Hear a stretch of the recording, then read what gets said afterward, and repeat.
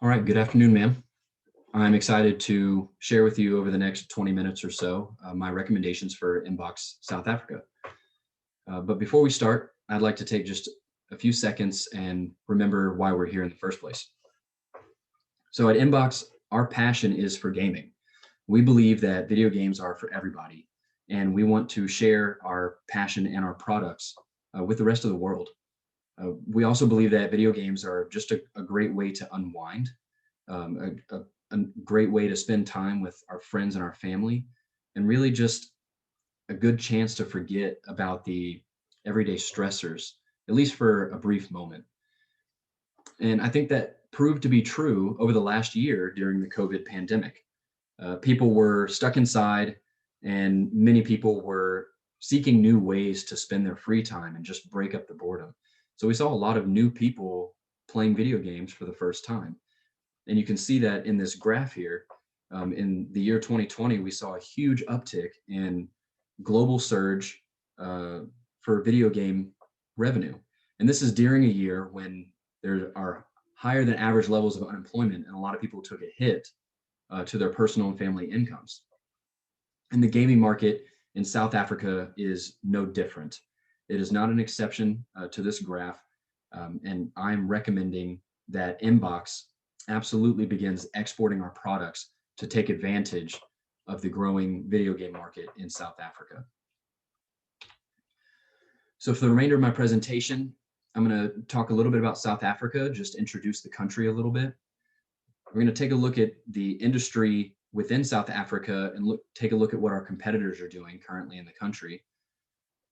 I'm going to perform a risk analysis and talk about the risks that are involved with us entering into the South African market. And then I'll conclude with my strategy recommendations. So we'll just take a look real quick at the country of South Africa to get a look at the country that we're looking to enter. South Africa is a relatively large country. It has 58 million people. It is the second wealthiest country in Africa behind its neighbor, Botswana. And their government and judicial systems are similar to the US, which we'll talk about a little later during our risk. And their primary industry really takes advantage of the fact that they are very rich in natural resources. That is their differentiator in the world. So their primary industry is mining. And behind that, they do a lot of industrial work. But probably the more important part on this slide, I'd like to turn your attention to the graphic on the right-hand side. That Africa, really the continent of Africa, but to include South Africa, they're one of the few areas of the world where the youth population is growing tremendously, more so than in the U.S. we have an aging population. South Africa actually has a big boom in their youth population going on, and you can see that here in the graph, where almost 30% of their population is 14 or younger. And so we absolutely see this as a good sign moving forward for the video game industry in South Africa. Taking a look, I've talked already about how the industry is growing in South Africa, and our competitors have already taken advantage of this. So Sony and Nintendo are exporting their products to South Africa, and but they also do not have a local presence in the country. The exception here is Microsoft. So Microsoft also exports their products to South Africa, but they also have a firm in country. However, the subsidiary that they have in South Africa is actually more focused on growing the internet infrastructure and the cloud-based infrastructure in the country, which would actually provide more of a boost to our products rather than compete with them. All of our competitors, given the fact that they are exporting to the country, they are actually allowing local businesses to distribute and perform repairs through kind of contractual relationships. Next, we'll move to a risk analysis of South Africa itself. On the right here, we have just a good framework for making sure that we're looking at risk in a holistic fashion, and that there's not an area that we're leaving out during this analysis. But for my risk analysis, I'll be focusing specifically on country risk as well as cross-cultural risk. So first, with my country risk, I wanted to use a framework to guide me to make sure that I was looking at the country holistically and not just through a specific lens. So the framework that I'm using, I found the Heritage Foundation online, and I'm specifically using their 2021 Index of Economic Freedom with a little bit of help from the World Bank's Doing Business indicators as well. The first thing I looked at on the index was just an overall scoring of their economic freedom. I compared South Africa directly to the United States, and we can see South Africa is the pink line here, that they are considerably lower scoring than the United States for reasons I'll get into in the next several slides. One of the benefits of this framework that we use is it is very inclusive. There's a lot of depth to it. There are 12 items total that it looks at, excluding the overall score here in the picture. There are 12 items that fall under 4 what they call freedom categories. And these categories are the rule of law, the size of the government, the regulatory efficiency, and the relative openness of the market to trade and other factors like that. So each of these 4 categories has 3 of these items, and we'll go through them briefly. So starting with the rule of law, which is focusing more on the property rights, more of the political and legal system of a country. The risk factors worth pointing out in this area are the recent talks of expropriation without compensation going on within the country. Really, what they're looking at potentially redistributing land ownership following the effects of the apartheid regime that ended in the early 90s. There's a large wealth and racial gap in land ownership, and this is the primary way that they have been talking about fixing that. So that is definitely a risk in terms of if you're looking at starting a new firm in another country.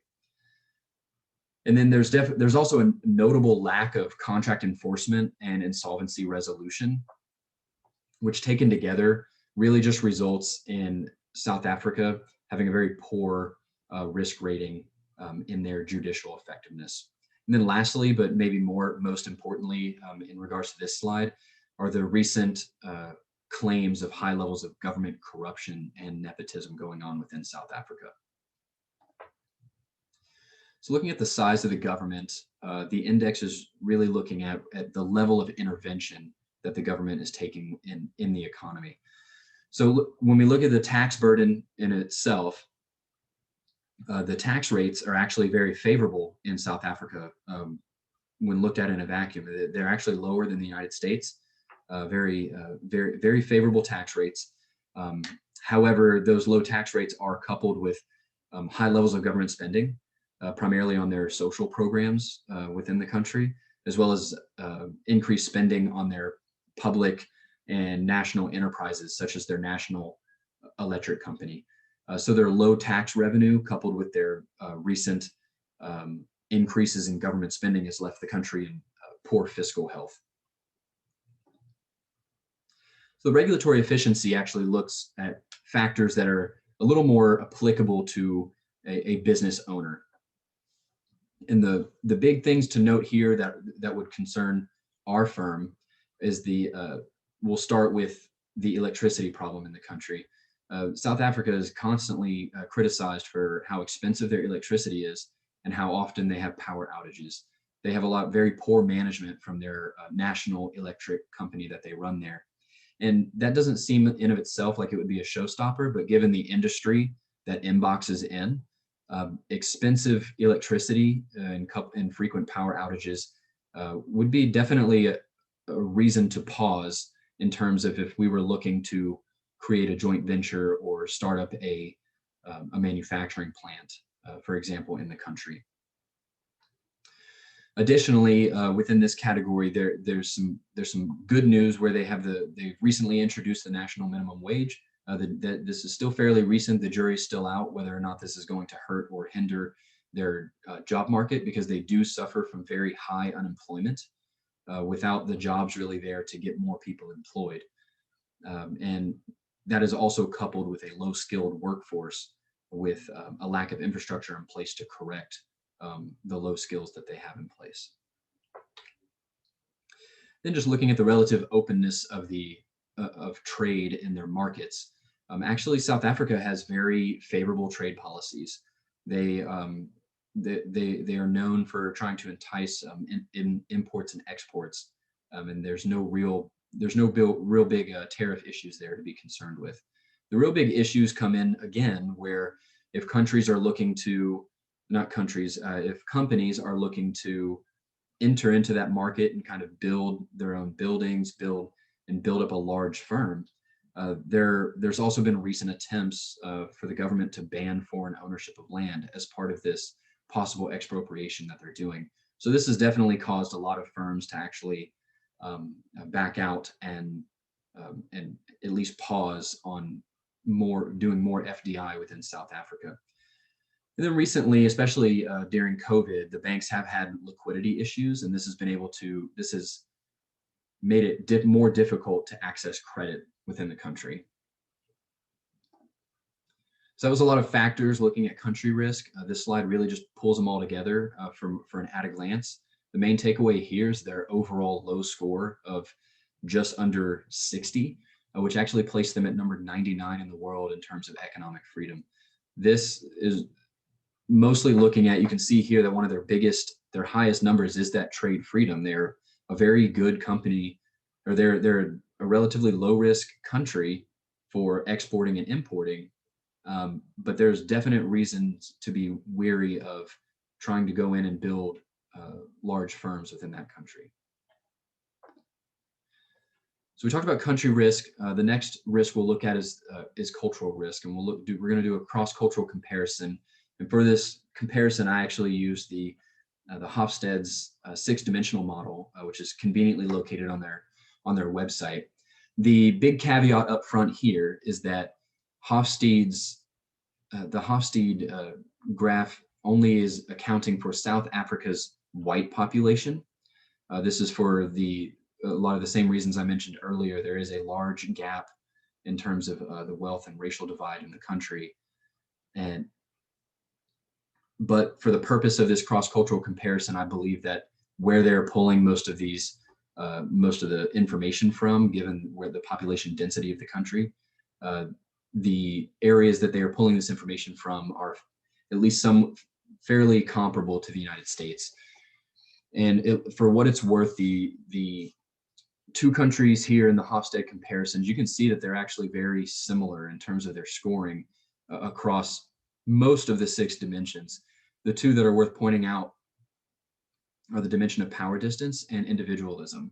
And when we take these together, what we can really determine is that for the same reasons I mentioned before with the wealth disparities, South Africa actually is more accepting of hierarchies within their country, and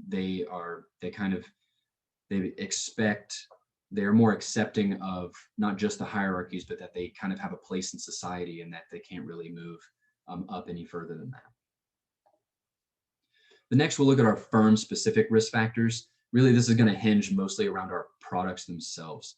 So our products can be easily bought on store shelves and can be reverse engineered, which can put our intellectual property at risk.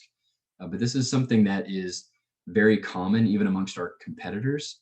This is not something, the product in of themselves, we cannot fully protect that information. However, I assume that our products are protected by patents and trademarks, much like our competitors are, and that we won't have to worry. At least we at least have legal repercussions we can take for violations of our intellectual property, at least until these patents expire, in which point I hope that we will have upgraded models to bring to the market. And then perhaps my biggest assumption in this presentation is that our AI technology is not actually embedded themselves in our products and our video games. I assume that this is actually a separate technology that can be analyzed for whatever market that specific AI applies to. If the AI itself, without knowing what this AI technology is myself, if it is embedded in our video games, that would absolutely change my recommendations. But for the purpose of this presentation, I'm assuming the AI is something completely separate. So taking all of those risk factors and everything that I presented so far, I have a few recommendations for how we can enter the South African market. The first recommendation is to actually develop a product strategy, and that starts with just analyzing our product itself and determining whether we think we have a truly global product that does not need to be adjusted and that people in many countries would take just as is, or are we selling products that would actually benefit from tailoring and making local specifications in whatever new market we enter. And in this case, I truly believe that our industry is built on global products. Our competitors and just the video game industry has always been about people want to be able to play with people from other countries that have the same systems and the same games that they are playing. Sony sells the same PlayStation that they sell in Japan as they do in the United States. The same can be said for Nintendo and Xbox, and our product really is no different in that aspect. So we are selling more of a global product, which leads me to my recommendation of, as we enter the South African market, I really believe we should adopt a transnational strategy, and that we should be looking to sell our global product, but with a somewhat of a local touch. And I'll explain that in the next slide. You can see here I have a proposed organizational chart.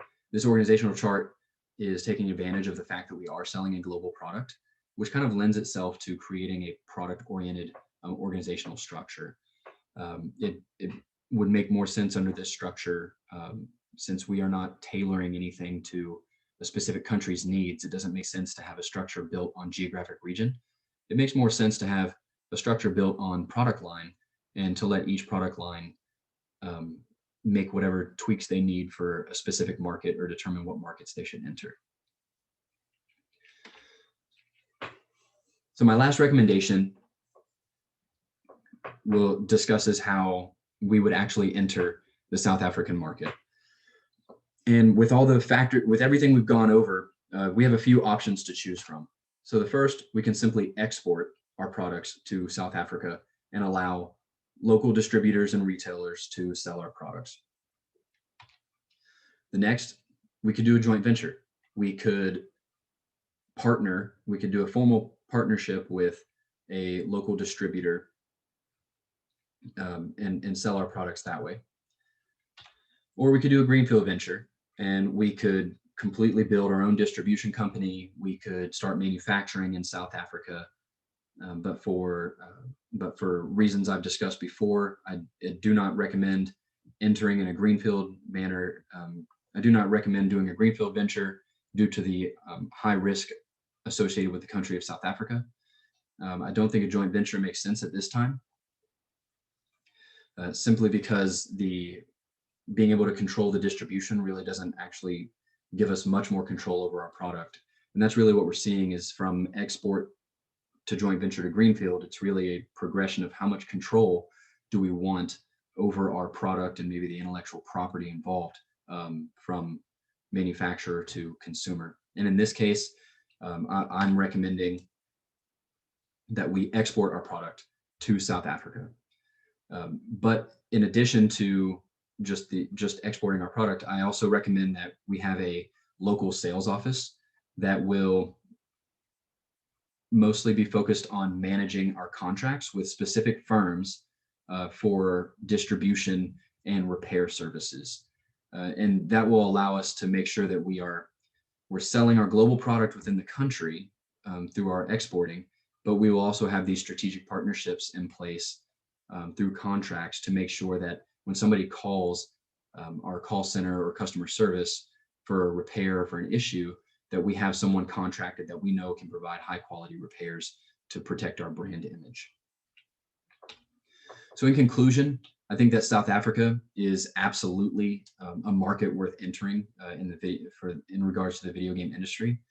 The country is a risky investment for certain industries, and I would also add that it's a risky investment if we were trying to switch our manufacturing base over to this country. But In this case, I think we can take advantage of our global product and substantially grow our customer base by exporting our products to South Africa and locally managing our distribution channels within the country. So I'm ready to get to work. Thank you.